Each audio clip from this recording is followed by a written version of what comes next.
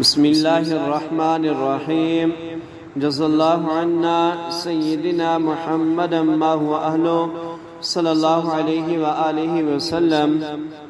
حضور اقدس صلی اللہ علیہ وآلہ وسلم نے فرمایا کہ جب تم میں سے کوئی مسواک کرتا ہے اور پھر کھڑا ہو کر قرآن پڑھنا شروع کر دیتا ہے تو اس کا قرآن سننے کے لیے ایک فرشتہ اس کے گرد چکر لگاتا ہے، حتیٰ کہ شدت محبت و پیار سے اپنا منہ قاری کے منہ پر رکھ دیتا ہے، پس قاری کے منہ سے جو بھی آیت نکلتی ہے فرشتے کے منہ میں داخل ہو جاتی ہے، اور جب بغیر مسواک کیے قرات کر رہا ہوتا ہے تو فرشتہ چکر تو لگاتا ہے مگر اپنا منہ اس کے منہ پر نہیں رکھتا۔